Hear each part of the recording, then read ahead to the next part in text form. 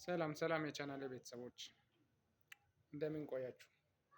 ባለፈ ስለ ግፊት በሽታና ቤት ውስጥ እንዴት ግፊት ማከም እንደምንችል ጨው በመቀነስ አመጋገባችን የኑሮ ዘይቤያችንን በመቀነስ ግፊት ቤት ውስጥ የደም ግፊትን በቤታችን ውስጥ እንዴት ማከም እንደምንችል አውርተን ነበር። ዛሬ እያንዳንዱ ለግፊት የምንጠቀማቸው መድኃኒቶችን እያነሳን ባህሪያቸውና እንዴት እንደምንጠቀማቸው ጉዳታቸው ምንድነው? እነማን ናቸው እነዚህ መድኃኒቶች መጠቀም የሌለባቸው የሚሉትን ነገሮች አንስተን እናወራለን። በብዛት በተለይ በሀገራችን በብዛት የምንጠቀማቸው የግፊት መድኃኒቶች አንደኛው እና የመጀመሪያው አሚሎዲፒን የምንለው መድኃኒት ሲሆን አሚሎዲፒን የምንለው መድኃኒት በቀን አንዴ ነው ብዙ ጊዜ የምናዘው በቀን አንድ ጊዜ ነው የምንወስደው እና ከ10 ሚሊ ግራም በላይ በቀን መውሰድ አይቻልም። እሱ መድኃኒት 10 ሚሊ ግራም በቀን ከወሰድን ይበቃል። በዚህ ግፊት መቆጣጠር የማንችል ከሆነ አሚሎዲፒን ላይ ሌላ መድኃኒቶችን መጨመር እንችላለን ማለት ነው። ስለዚህ ከ10 ሚሊ ግራም በላይ በቀን አሚሎዲፒንን ባትጠቀሙ ይመረጣል። ከአሚሎዲፒን ጋር አንድ አይነት ስራ ያለው ኒፌዲፒን የምንለው መድኃኒት አለ። ይህን በብዛት በቀን ሁለት ጊዜ ማለት በ12 ሰዓት ልዩነት የምንጠቀመው ኒፌዲፒን የሚባል መድኃኒት አለ። ሁለቱም መድኃኒት አንድ ላይ መጠቀም የለባችሁም።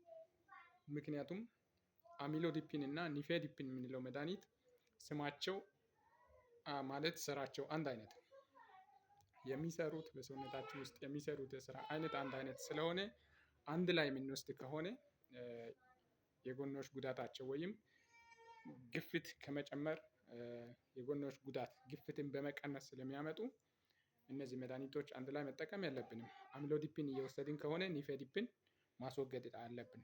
ወይም ኒፌዲፒን እየወሰድን ከሆነ አሚሎዲፒን ላለመውሰድ ጥንቃቄ ማድረግ አለባችሁ ማለት ነው። ሌላው በብዛት ከአሚሎዲፒን ጋር ተያይዞ የጎንዮሽ ጉዳት የሚከሰተው ምንድነው?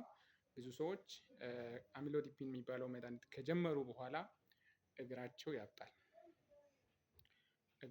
ይሄ መድኃኒት አንዳንድ ሰዎች ላይ እግር የማሳበጥ ባህሪ አለው። ስለዚህ ይህን መድኃኒት እንደጀመራችሁ እግር የማበጥ አይነት ምልክት ካያችሁ ለሀኪም በመናገር መድኃኒቱ እንዲቀየር ማድረግ ትችላላችሁ ማለት ነው። ስለዚህ አንዳንድ ሰዎች ላይ እግር የማበጥ ባህሪ ብዙ ጊዜ እናያለን። ስለዚህ እንደዛ አይነት ነገር ሲፈጠር እኛ ብዙ ጊዜ መድኃኒቱን እንቀይራለን ሌላ አይነት መድኃኒት እንዲሰጥ ወይ እናዛለን ማለት ነው። ስለዚህ የጎኖሽ ጉዳቱ ትልቁ ብዙ ሰዎች ላይ የምናየው እግር የማሳበጥ ባህሪ ነው። ሌላው በብዛት የምንጠቀመው የግፊት መድኃኒት ኢናላፕሪል የምንለው መድኃኒት ነው። ኢናላፕሪል የምንለው መድኃኒት ሚሊግራሙ ወይም ዶዙ የተለያየ ነው። በ5 ሚሊግራም አለ በ10 ሚሊግራም አለ። እና ይሄኛውንም መድኃኒት ብዙ ጊዜ በቀን አንዴ ነው የምናዘው። ምክንያቱም አንዴ ከወሰዱ በኋላ ለ24 ሰዓት ደማችን ውስጥ በመሆን የግፊትን መጠን የመቆጣጠር አቅም አለው። ስለዚህ በቀን አንዴ በ24 ሰዓት ልዩነት ይህን መድኃኒት መውሰድ ይቻላል።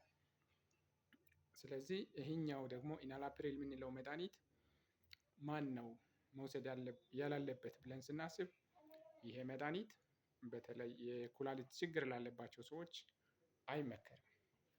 ምክንያቱም ይሄኛው ኢናላፕሪል ትልቁ ስራ ኩላሊት ላይ ነው። ኩላሊት ላይ በሚሰራው ስራ ነው የደም ግፊትን የሚቆጣጠረው። ስለዚህ የኩላሊት ችግር ያለባቸው የቆየ የኩላሊት ችግርም ሆነ በአጭር ጊዜ ውስጥ የተከሰተ የኩላሊት ችግር ያለባቸው ሰዎች ኢናላፕሪልን ባይወስዱ ይመረጣል። ሌላኛው ደግሞ ከኢናላፕሪል ጋር ተያይዞ የሚከሰቱ የጎንዮሽ ጉዳቶች ኢናላፕሪልን የሚወስዱ ሰዎች ሳል ሊያስቸግራቸው ይችላል። በተለይ ደረቅ ሳል ከሆነ ይሄን ኢናላፕሪልን ለግፊት ከጀመሩ በኋላ ደረቅ ሳል በተደጋጋሚ የሚያስቸግሮት አይነት ከሆነ ከሀኪም ጋር በመነጋገር መድኃኒቱን ማስቀየር ይችላሉ ማለት ነው። ስለዚህ ኢናላፕሪል እንደዚህ አይነት የጎንዮሽ ጉዳትን ያመጣል ማለት ነው። ሌላው ለግፊት የምንጠቀመው መድኃኒት በሕክምናው ቋንቋ ብዙ ጊዜ ኤችሲቲ ወይም ሃይድሮክሎሮታያዛይድ ኤችሲቲ ወይም ሃይድሮክሎሮታያዛይድ የምንለው መድኃኒት ነው። ይህኛው መድኃኒት ግፊትን እንዴት ነው የሚቆጣጠረው ካልን በማሸናት ብዙ ጊዜ ሽንትን ብዙ ወትሮ ከሚንሸናው በተለየ ብዙ ሽንት በማሸናት ግፊትን ይቆጣጠራል። ይሄ መድኃኒት ቅድም ኢናላፕሪል እንዳልነው ሁሉ ሃይድሮክሎሮታያዛይድ ወይም ኤችሲቲ የምንለው መድኃኒት የኩላሊት ችግር ላለባቸው ሰዎች አሁንም ይሄ መድኃኒት አይመከርም። ይሄኛው መድኃኒትም ስራውን የሚሰራው ኩላሊት ላይ ስለሆነ የኩላሊት ስራ በትክክል በማይሰራባቸው ሰዎች ላይ ይሄ መድኃኒትም እንዲወስዱ አይመከርም። ስለዚህ ኤችሲቲ ወይም ሃይድሮክሎሮታያዛይድን ለመጠቀም ኩላሊት ኖርማል የሚሰራ ሰው ላይ ነው ለግፊት ይህን መድኃኒት የምንጠቀመው ማለት ነው።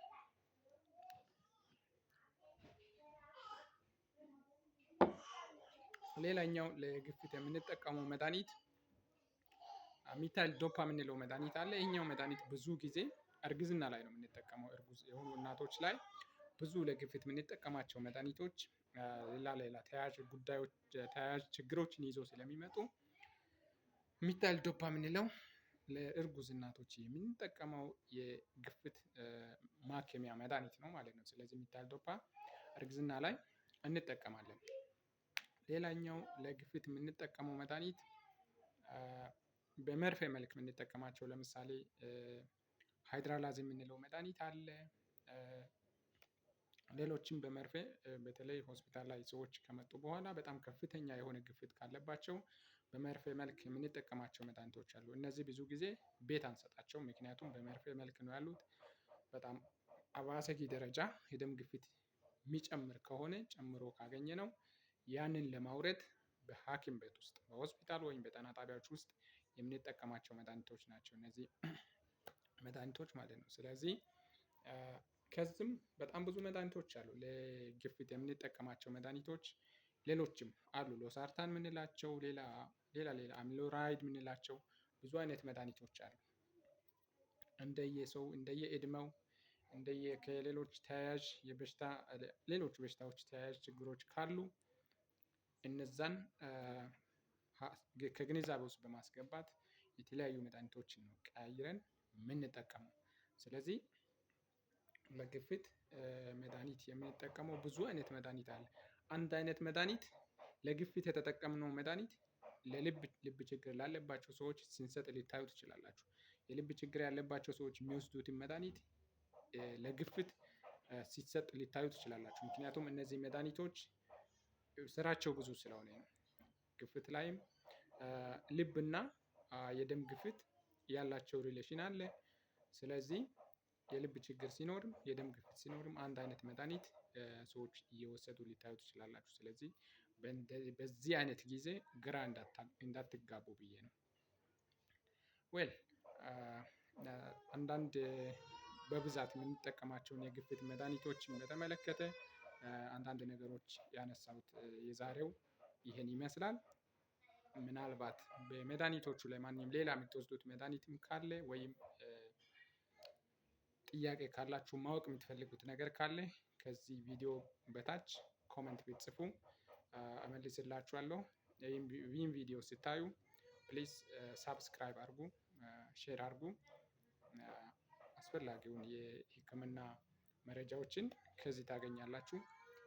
አመሰግናለሁ ቻናሌ ቤተሰቦች፣ ደህና ሁኑ።